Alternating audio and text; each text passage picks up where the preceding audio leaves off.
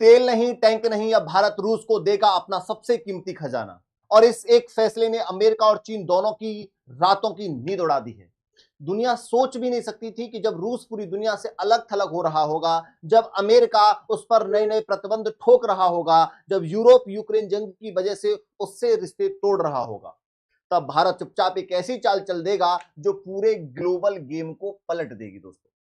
और ये चाल है भारत का वर्कफोर्स ब्रह्मास्त्र। अब वर्कफोर्स ब्रह्मास्त्र क्या है, इसे जानना आप लोगों के लिए बहुत ज्यादा जरूरी है। इसीलिए एक बार वीडियो को लाइक जरूर करें, दोस्तों में शेयर जरूर करें, और इस चैनल को सब्सक्राइब करना मत भूलिएगा दोस्तों, जिससे हमें भी एक छोटा सा मोटिवेशन मिलता है। चलिए अब वीडियो में आगे चलते हैं दोस्तों। रूस अब भारत से सिर्फ तेल या अनाज नहीं ले रहा, अब रूस के सबसे खतरनाक हथियार T-90 टैंक मिसाइल सिस्टम भारतीय हाथ बनाएंगे। जो T-90 टैंक जो है, T-90 टैंक मिसाइल सिस्टम, उसे कौन बनाने जा रहा है? भारत के हाथ, भारत के लोग। जी हां, रूस भारत से 10 लाख स्किल्ड वर्कर्स को बुलाने जा रहा है। 10 लाख स्किल्ड वर्कर्स जो रूस में जाकर काम करेंगे। और ये कोई झूठी अफवाह नहीं, बल्कि खुद रूस के बड़े उद्योगपति और यूराल चैम्बर ऑफ कॉमर्स के मुखिया आंद्रे वेज्दिन ने कहा है कि इस साल के अंत तक 1 मिलियन भारतीय इंजीनियर, 10 लाख का मतलब 1 मिलियन इंजीनियर, मैकेनिक, टेक्नीशियन और कुशल श्रमिक रूस की फैक्ट्रियों में काम करते नजर आएंगे। ये अपने आप में बहुत बड़ी बात है दोस्तों। इससे हमें क्या क्या फायदे होंगे, वो सारी चीजें मैं आपको बताने वाला हूं। और अमेरिका और चीन क्यों डर रहा है, ये भी जान लीजिएगा। अब सोचिए, ये वही रूस है जिसकी इंडस्ट्रियल रीढ़ यूराल वैगन जावेद जैसी कंपनियां, जो टैंकों से लेकर मिसाइल तक बनाती हैं, आज खाली पड़ी हैं। खाली क्यों पड़ी हैं? क्योंकि लाखों रूसी युवा या तो जंग के मैदान में हैं या फैक्ट्रियों की नौकरी को तुच्छ समझते हैं। इसी कमी को भरने के लिए भारत का यह 10 लाख वर्कफोर्स रूस की सबसे बड़ी जरूरत बन गया है। लेकिन ये सिर्फ मजदूरी नहीं है भाई, ये कूटनीति है, ये भू राजनीति है, और भारत का सबसे समझदार मास्टर स्ट्रोक भी है। जब दुनिया रूस से मुंह मोड़ रही थी, भारत ने ना सिर्फ रूस से रिकॉर्ड मात्रा में सस्ता तेल खरीदकर उसकी इकोनॉमी को जिंदा रखा, बल्कि अब अपने ही लोग भेजकर रूस के डिफेंस प्लांट्स को फिर से जिंदा करने जा रहा है। और अब यहां असली ट्विस्ट आता है। अमेरिका को लगा था कि वो रूस पर प्रतिबंध लगाकर उसकी सैन्य ताकत को खत्म कर देगा, लेकिन अब रूस की वही हथियार फैक्ट्रियां भारत के लोग चलाएंगे दोस्तों। सोचिए, अमेरिका रूस की मिलिट्री इंडस्ट्री पर पाबंदी लगाता है और वहां काम कर रहे होते हैं भारतीय टेक्नीशियन। अब अमेरिका भारत पर क्या प्रतिबंध लगाएगा? क्या वो भारत से भी रिश्ता तोड़ेगा? उधर जो चीन है, चीन की हालत और भी खराब है दोस्तों।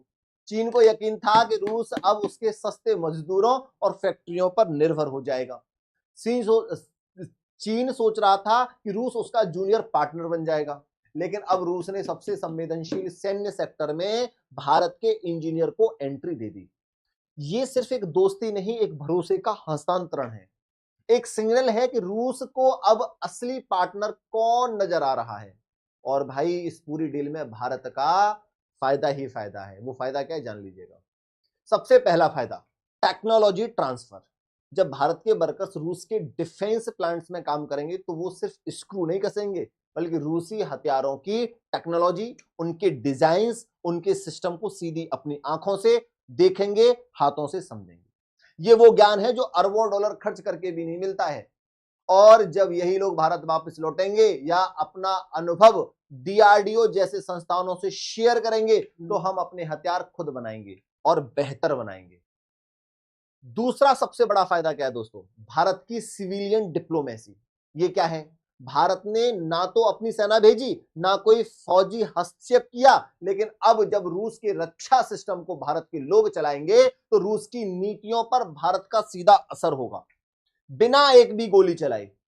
तीसरा सबसे बड़ा फायदा, रणनीतिक जानकारी। ये 10 लाख वर्कर्स भारत के लिए आंख और कान बन सकते हैं।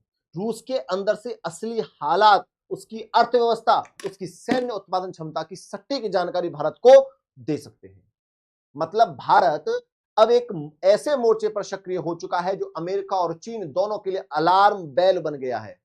अब यहां सवाल ये उठता है, क्या ये सब इतना आसान है?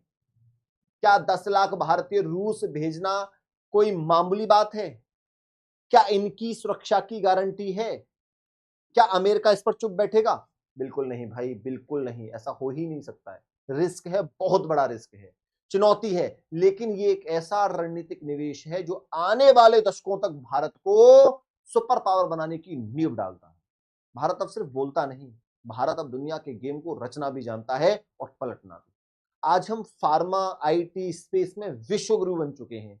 अब स्किल्ड वर्कफोर्स डिप्लोमेसी के जरिए भारत एक नया ग्लोबल रोल तैयार कर रहा है, साइलेंट स्ट्रेटेजिक कंट्रोल। और अंत में सिर्फ इतना कहूंगा दोस्तों, यह 21वीं सदी का भारत है। यह युद्ध नहीं करता, यह नेतृत्व करता है। यह हथियार नहीं भेजता, यह हाथ भेजता है, और वही हाथ पूरी दुनिया का नक्शा बदलने की ताकत रखते हैं। तो आप बताइए, क्या भारत का ह्यूमन रिसोर्स अब असली ब्रह्मास्त्र है? क्या यही है भारत की सबसे बड़ी डिप्लोमेटिक चाल? कमेंट में लिखकर जरूर बताइएगा, और इस वीडियो को इतना शेयर करो कि अमेरिका चीन दोनों तक आवाज जाए। धन्यवाद दोस्तों।